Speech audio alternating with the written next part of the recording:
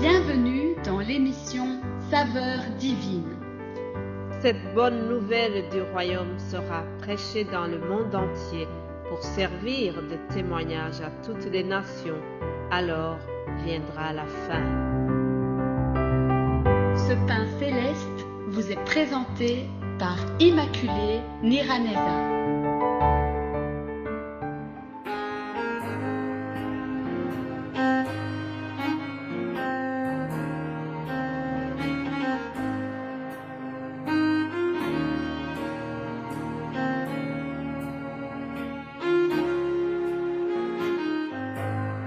Je vous salue très chers amis à l'écoute de cette émission. Que la paix de Christ soit avec vous.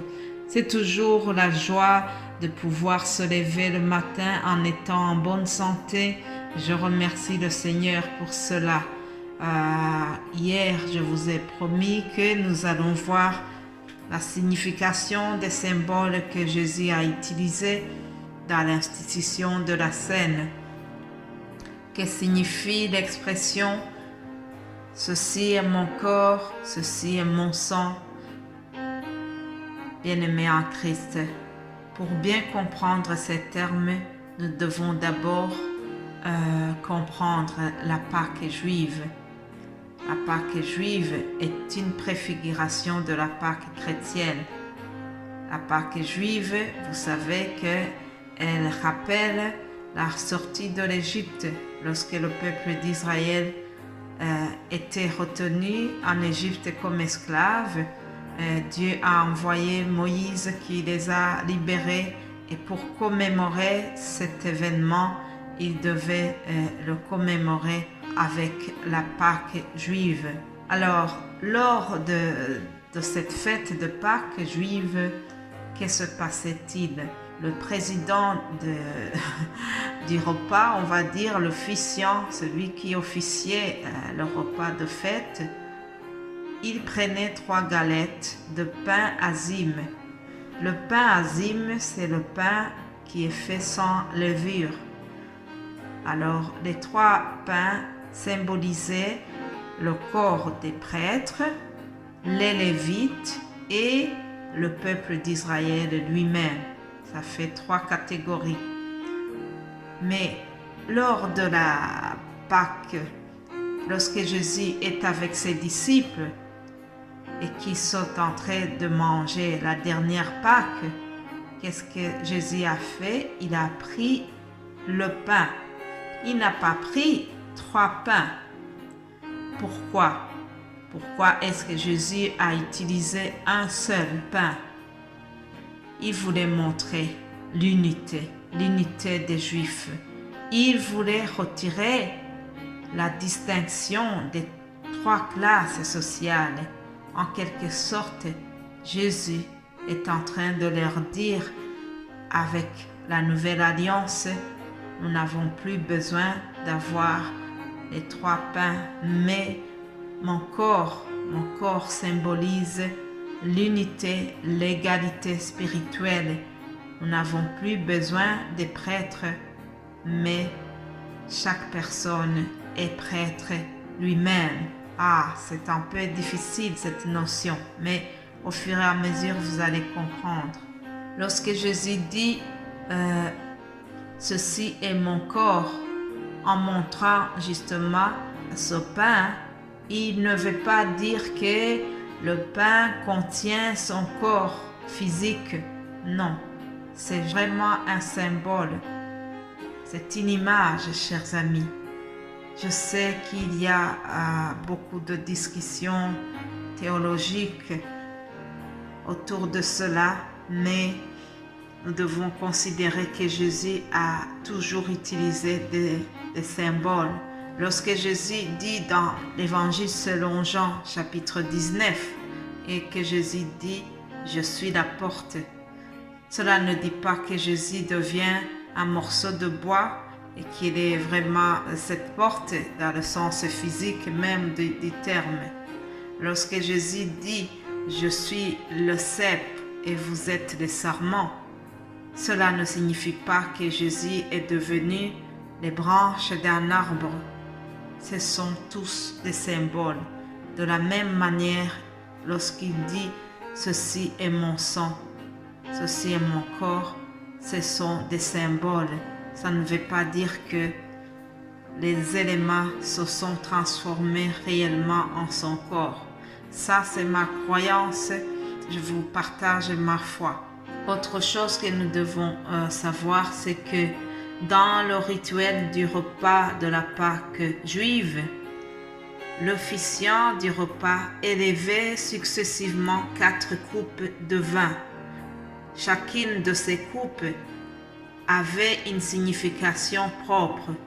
Et lorsque l'officiant du repas élevait la 4e coupe, il devait prononcer la formule du psaume 79 au verset 6.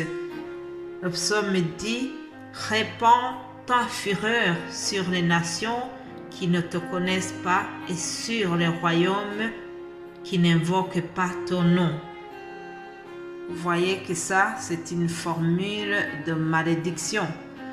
C'est une formule qui prononce un jugement et une condamnation pour les peuples ennemis de l'Israël, les ennemis qui avaient asservi tout le temps et qui avaient méprisé le peuple d'Israël. Alors, pour faire le contraire de ce qui se fait dans la Pâque juive, lorsque Jésus est avec ses disciples, il va prononcer une nouvelle formule, non pas une formule de malédiction comme celle du psaume 79 que je viens de vous lire, mais Jésus, lui, va prononcer une parole qui est positive, une parole de bénédiction. Alors il a dit, « Ceci est mon sang, le sang de l'alliance qui est répandu pour la multitude, qui est répandu pour beaucoup de gens. » Vous voyez, ça c'est la nouvelle alliance. Jésus-Christ veut dire que l'effusion de son sang, c'est quelque chose de bénéfique pour beaucoup de gens. Alléluia! Jésus a versé son sang pour que toi et moi, nous soyons pardonnés. Lui qui était sans péché, il a porté nos péchés pour que nous soyons pardonnés. Lui qui n'était pas du tout coupable, il a porté nos péchés pour que nous ne soyons pas jugés. Alléluia. Bien-aimés en Christ, il y a une chose dont nous devons être reconnaissants chaque fois, c'est que par l'effusion du sang de Jésus, nos péchés sont complètement effacés. Alléluia. Nous devons vraiment remercier le Seigneur pour cela.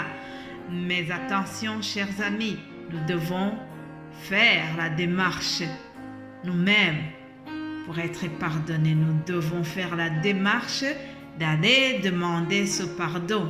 Ah, comment faire? C'est que à travers la prière et par l'aide du Saint-Esprit, j'entre dans ma chambre et je ferme la porte pour être en entretien avec mon Dieu. Et si je crois à l'action faite à la croix par Jésus-Christ, j'obtiens le pardon de mes péchés. Alléluia. C'est ce qui est écrit dans ce chapitre de Matthieu 26, 28. Il est écrit, car ceci est mon sang, le sang de l'alliance qui est répandu pour beaucoup, pour le pardon des péchés. Ah oui, le sang de Jésus a été répandu, a été versé pour le pardon de nos péchés, mais nous devons faire la démarche de demander pardon nous-mêmes. Ce chapitre se termine par un verset, le verset 29 que j'aime beaucoup. Il est écrit, « Je vous dis, je ne boirai plus désormais de ce fruit de la vigne jusqu'au jour où j'en boirai de nouveau avec vous dans le royaume de mon Père. » Alléluia. Ça c'est Jésus-Christ qui le dit à ses disciples. C'est une bonne nouvelle, n'est-ce pas? Il y a une bonne nouvelle, c'est que Jésus nous attend. Il y a une très belle table qui est dressée dans le royaume céleste et Jésus attend. Il nous attend pour être à cette table avec lui. Nous sommes attendus, chers amis. Jésus attend son église, son épouse. Ah, Je voudrais vraiment que rien ne puisse nous faire rater ce rendez-vous galant avec notre Seigneur. Je te souhaite vraiment de te préparer à ce rendez-vous. Je termine cet audio et nous allons continuer demain. Je prie que le Saint-Esprit continue à vous expliquer ce que je n'ai pas pu faire. Passez une excellente journée. Que Dieu vous bénisse abondamment. Amen.